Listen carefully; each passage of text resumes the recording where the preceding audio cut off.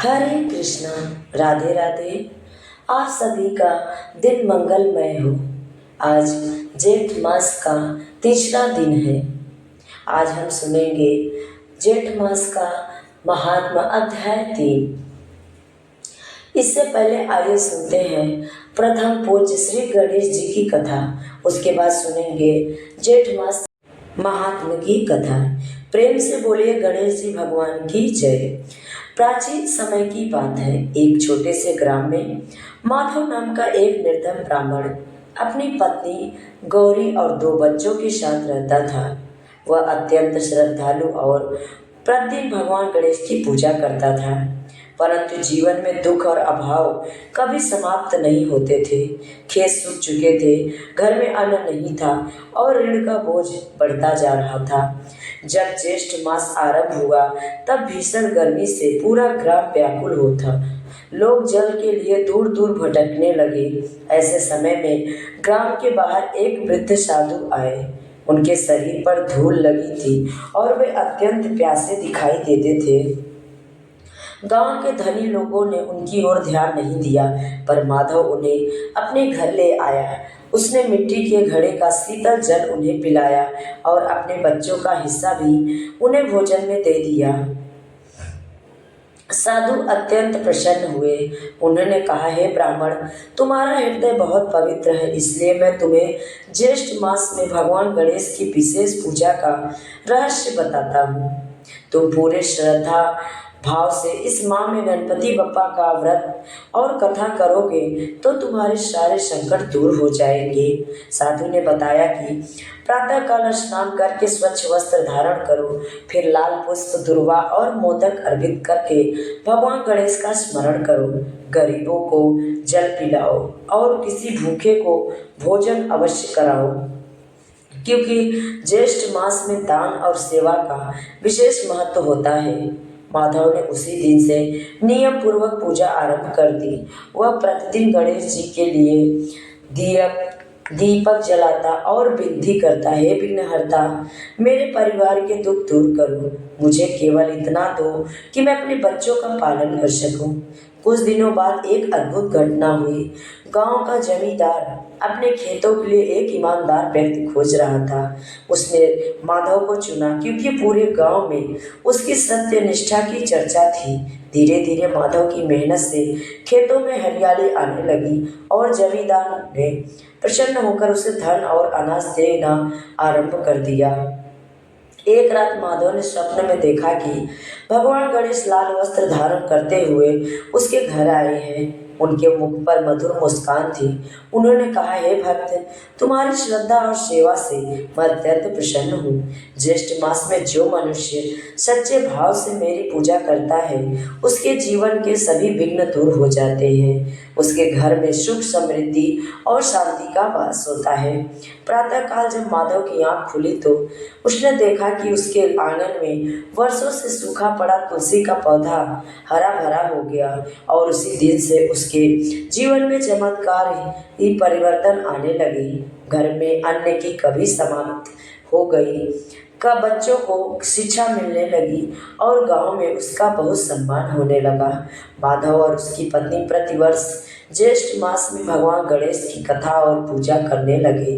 वे लोगों को जल पिलाते, गरीबों को भोजन कराते और सबको गणेश भक्ति का महत्व बताते। कहा जाता है कि जो भी मनुष्य ज्येष्ठ मास में भगवान गणेश की श्रद्धा पूर्वक पूजा करता है, दुर्वा अर्पित करता है और यह कथा सुनता या पढ़ता है, उसके जीवन से दरिद्र और बाधाएं दूर होती हैं और भगवान गणेश की कृपा से सुख, समृद्धि और मंगल की प्राप्ति होती है। हे गणेश भगवान, जैसे आपने माधव पर अपनी कृपा बरसाए, वैसे हम सब पर भी अपनी कृपा बनाए रखिएगा। प्रेम से बोलिए गणेश जी भगवान की जय। आइए अब सुनते हैं, आज सोमवार का दिन है, भगवान शिव की कथा। प्रेम से बोलिए भगवान शिव की जय। बहुत समय पहले एक सुंदर नगर में धर्मपाल नाम का एक ब्राह्मण रहता था, अपनी पत्नी सावित्री के साथ। दोनों भगवान शिव के परम भक्त थे, परंतु उनके जीवन में एक बड़ा दुख था। उनके कोई संतान नहीं थी। वे प्रतिदिन मंदिर जाते, पूजा करते और भगवान से संतान सुख की प्रार्थना करते। समय बीतता गया और जेठ मास आ गया। चारों ओर प्रचंड गर्मी पड़ने लगी, नदियों का जल कम होने लगा और लोग तपती धूप से व्याकुल रहने लगे। ऐसे समय में नगर में एक महान संत आए। उन्होंने लोगों को जेठ मास के सोमवार व्रत का महत्व बताया। संत ने कहा, जो मनुष्य ज्येष्ठ मास के प्रत्येक सोमवार को श्रद्धा और नियम से भगवान शिव का व्रत करता है, उसे सुख, समृद्धि और मनचाहा फल प्राप्त होता है। भगवान भोलेनाथ उनके सारे दुख दूर करते हैं। धर्मपाल और सावित्री ने उसी दिन संकल्प लिया कि वे पूरे ज्येष्ठ मास में सोमवार का व्रत करेंगे। वे प्रातःकाल ब्रह्म मुहूर्त में उठते, नदी में स्नान करते और स्वच्छ वस्त्र धारण करके शिव मंदिर जाते। वहां वे शिवलिंग पर शीतल जल, दूध, बेलपत्र, धतूरा और सफेद पुष्प अर्पित करते। फिर ओम नमः शिवाय मंत्र का जाप करते। सावित्री पूरे दिन व्रत रखती और भगवान शिव की कथा सुनती। वह गरीबों को जल पिलाती और भूखे को भोजन कराती, क्योंकि ज्येष्ठ मास में जल दान का विशेष महत्व माना गया है। एक दिन ज्येष्ठ मास के अंतिम सोमवार को एक वृद्ध साधु उनके द्वार पर आए थे। अत्यंत थके और प्यास से थे। सावित्री ने तुरंत उन्हें जल पिलाया और आदरपूर्वक भोजन कराया। साधु अत्यंत प्रसन्न हुए और बोले, हे पुत्री, तुम्हारी सेवा और शिव भक्ति से मैं प्रसन्न हूँ। भगवान शिव शीघ्र ही तुम्हारी मनोकामना पूर्ण करेंगे। कुछ समय बाद ही सावित्री ने एक सुंदर और तेजस्वी पुत्र को जन्म दिया। पूरा गांव घर आनंद से भर गया। धर्मपाल और सावित्री भगवान शिव की कृपा समझकर भाव विभोर हो गए उठे। वे हर वर्ष ज्येष्ठ मास में सोमवार व्रत करने लगे और बोले कि कोई भी इसका महत्व बताने लगा। धीरे धीरे उनके घर में धन, समृद्धि और सुख बढ़ने लगा। उनका पुत्र भी बड़ा होकर विद्वान और धर्मात्मा बना। नगर के लोग धर्मपाल के परिवार का बहुत सम्मान करने लगा। कहा जाता है कि जो स्त्री या पुरुष ज्येष्ठ मास में सोमवार व्रत करता है, भगवान शिव की पूजा करता है, जल दान करता है और यह कथा श्रद्धा से सुनता था या पढ़ता है, उसके जीवन के कष्ट दूर होते हैं। विवाह, संतान सुख और मनचाही इच्छाओं की प्राप्ति होती है और भगवान शिव की कृपा सदैव बनी रहती है। तो ऐसे हैं हमारे शिव। किसी की कुछ भी मनोकामना रहे, भगवान शिव तुरंत उनकी मनोकामना पूर्ण करते हैं। प्रेम से बोलिए शिव जी भगवान की जय, माता पार्वती की जय। अब सुनते हैं ज्येष्ठ मास महात्म की कथा। ऋषिगण बोले, हे महाभाग, नर के मित्र नारायण नारद के प्रति जो शुभ वचन बोले वह आप विस्तार पूर्वक हमसे कहें। सूत जी बोले, हे द्विज, नारायण ने नारद के प्रति जो सुंदर वचन कहे वह जैसे मैंने सुने हैं वैसे ही कहता हूँ, आप लोग सुने। नारायण बोले, हे नारद, पहले परमात्मा श्री कृष्णचंद्र ने राजा युधिष्ठिर से जो कहा था वह मैं कहता हूँ, सुनो। एक समय धार्मिक राजा अजात शत्रु युधिष्ठिर छल प्रिय धृतराष्ट्र के दुष्ट पुत्रों द्वारा धृत क्रीड़ा में हार गए। सबके देखते देखते अग्नि से उत्पन्न हुई धर्मपरायणा द्रौपदी के बालों को पकड़कर दुष्ट दुशासन ने खींचा और खींचने के बाद उसके वस्त्र उतारने लगा। तब भगवान कृष्ण ने उसकी रक्षा की। पीछे पांडव राज्य को त्याग कर कामायक वन को चले गए। वहां अत्यंत कलेश से युक्त हो वे वन के फलों को खाकर जीवन बिताने लगे। जैसे जंगली हाथियों के शरीर में बल रहते हैं, उसी प्रकार पांडवों के शरीर में बाल हो गए हैं। इस प्रकार दुखित पांडवों को देखने के लिए भगवान देवकी सुत मुनियों के साथ कामायक वन में गए। उन भगवान को देखकर मृत शरीर में पुनः प्राण आ जाने की तरह युधिष्ठिर, भीमसेन, अर्जुन प्रेम विहल होकर सहसा उठ खड़े हुए और प्रीति से श्री कृष्ण के गले मिले और भगवान कृष्ण के चरण कमलों में भक्ति से नमस्कार करने लगे।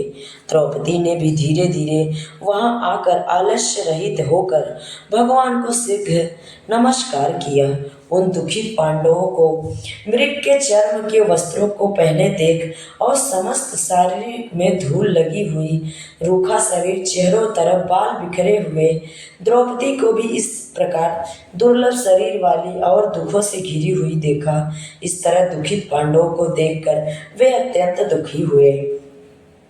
भक्त वत्सल भगवान धृतराष्ट्र के पुत्रों को जला देने की इच्छा से उन पर क्रुद्ध हुए। विश्व के आत्मा बाहों को चढ़ा गुरेर कर देखने वाले, करोड़ों काल के कराल मुख की तरह मुख वाले, धधकती हुई प्रलय की अग्नि के समान उठे हुए ओठों को दांत के नीचे जोर से दबाकर तीनों लोगों को जला देने की तरह ऐसे उद्धत हुए जैसे श्री सीता के वियोग से संतप्त भगवान श्री रामचंद्र को रावण पर जैसा क्रोध आया था। उस प्रकार से क्रोध भगवान को देखकर कांपते हुए अर्जुन कृष्ण को समझा प्रसन्न करने के लिए द्रौपदी, धर्मराज और लोगों से भी अनुमोदित होकर शीघ्र ही हाथ जोड़कर उनकी स्तुति करने लगे। अर्जुन बोले, हे कृष्ण, हे जगत के नाथ, हे नाथ, मैं जगत के बाहर नहीं हूँ, आप ही जगत की रक्षा करने वाले हैं। प्रभु, क्या मेरी रक्षा आप नहीं करेंगे? जिनके नेत्र से देखने से ही ब्रह्मा का पतन हो जाता है, उनके क्रोध करने से क्या नहीं हो सकता है? यह कौन जानता है कि क्या होगा? हे संहार करने वाले, क्रोध का संहार कीजिए। हे तात के पात, हे जगतपते, आप ऐसे महापुरुषों के क्रोध से संसार का प्रलय हो जाता है। संपूर्ण तत्व को जानने वाले सर्व जंतुओं के कारण वेद और वेदांत के बीच के बीज आप साक्षात श्री कृष्ण हैं। मैं आपकी वंदना करता हूँ। आप ईश्वर हैं। इस चराचरात्मक संसार को आपने उत्पन्न किया है। सर्व मंगल के मांगल्य हैं और सनातन के बीज रूप है। इसलिए एक के अपराध से अपने बनाए समस्त विश्व का आप नाश कैसे करेंगे?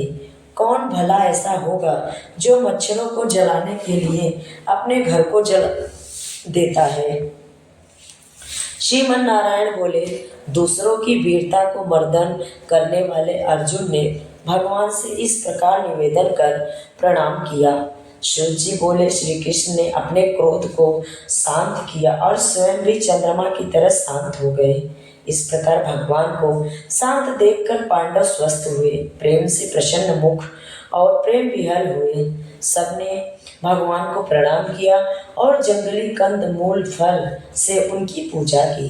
नारायण बोले, तब शरण में जाने योग्य भक्तों के ऊपर कृपा करने वाले श्री कृष्ण को प्रसन्न जान विशेष प्रेम से भरे हुए नम्र अर्जुन ने बारंबार नमस्कार किया और जो प्रश्न आपने हमसे किया है वही प्रश्न उन्होंने श्री कृष्ण से कहा। इस प्रकार अर्जुन का प्रश्न सुनकर श्री कृष्ण क्षण मात्र मन में सोचकर अपने सुहृदय पांडवों को और व्रत को धारण की हुई द्रौपदी को आश्वासन देते हुए वक्ताओं में श्रेष्ठ श्री कृष्ण पांडवों से हित कर वचन बोले। श्री कृष्ण बोले, हे राजन, हे महाभाग, हे विभत्सो, अब मेरा वचन सुनो। आपने यह प्रश्न अपूर्व किया है। आपको उत्तर देने में मुझे उत्साह नहीं हो रहा है। इस प्रश्न का उत्तर गुप्त से भी गुप्त है, ऋषियों को भी नहीं विदित है। फिर भी हे अर्जुन, मित्र के नाते तुम हमारे भक्त हो, इस कारण से हम कहते हैं। हे सुवक्त्र, यह जो उत्तर है वह अति उग्र है, अतः क्रम से सुनो। चैत्रादि जो 12 मास निमेष महीनों के दोनों पक्ष घड़िया प्रहर, छिप प्रहर, 6 ऋतुएं, मुहूर्त, दक्षिणायन और उत्तरायण वर्ष, चारों युग इसी प्रकार प्रधारित तक हो जो काल है, और सब और नदी, समुद्र, तालाब, कुएं, बावली, गड़ैया, सोते, लता, औषधियों, वृक्ष, बांस, पेड़, वन की औषधियां, नगर, गांव, पर्वत, पुरिया, ये सब मूर्ति वाले हैं और आपने गुणों से पूजे जाते हैं। इनमें ऐसा कोई व्यक्ति नहीं है जो अपने अधिष्ठात्र देवता के बिना रहता हो। आपने अपने अधिकार में पूजे जाने वाले ये सभी फल को देने वाले हैं। अपने अपने अधिष्ठात्र देवता के योग के महात्म से ये सब सौभाग्यवान है। हे पांडुनंदन, एक समय अधिमास उत्पन्न हुआ। उस उत्पन्न हुए असहाय निंदिनी मास को सब लोग बोले कि यह मलमास सूर्य की संक्रांति से रहती है, पूजने योग्य नहीं है। यह मास मल रूप होने से छूने योग्य नहीं है और शुभ कार्यों में अग्राह्य है। इस प्रकार के वचनों को लोगों के मुख से सुनकर यह मास निरोध प्रभाव रहित दुख से घिरा हुआ अति खिन्न मन चिंता से ही ग्रस्त मन होकर व्यथित हृदय से मरणासन्न की तरह हो गया। फिर वह धैर्य धारण कर मेरी शरण में आया। हे नर, वैकुंठ भवन में जहाँ मैं रहता था वहाँ पहुँचा और मेरे घर में आकर मुझ परम पुरुषोत्तम को इसने देखा। इस समय अमूल्य रत्नों से जड़े सुवर्ण के सिंहासन पर बैठे मुझको देखकर वह भूमि पर साष्टांग दंडवत कर हाथ जोड़कर नेत्रों से बराबर आंसुओं की धारा बहता हुआ धैर्य धारण कर गदगद वाणी से बोला। सूत जी बोले, इस प्रकार महामुनि बद्रीनाथ कथा कहकर चुप हो गए। तब नारायण के मुख से कथा सुन भक्तों के ऊपर दया करने वाले नारद मुनि पुनः बोले। नारद बोले, इस प्रकार अपनी पूर्ण कला से विराजमान भगवान विष्णु के निर्मल भवन में जाकर भक्ति द्वारा मिलने वाले जगत के पापों को दूर करने वाले योगियों को भी शीघ्र न मिलने वाले जगत को अभय दान देने वाले ब्रह्म रूप मुकुंद जहाँ पर थे उनके चरण कमलों की शरण में आया हुआ अधिमास क्या बोला। तो ये रही आज ज्येष्ठ मास की कथा, अध्याय 3। अब आगे की कथा हम कल के वीडियो में सुनेंगे। आप सभी को कथा अच्छी लगे तो लाइक, शेयर और चैनल को सब्सक्राइब जरूर करें। आप सभी को अधिक मास की कथा अध्याय 2 को सुनना हो तो आप हमारे चैनल पे जाकर सुन सकते हैं और कमेंट में लक्ष्मी नारायण जरूर लिखें। जय श्री हरि।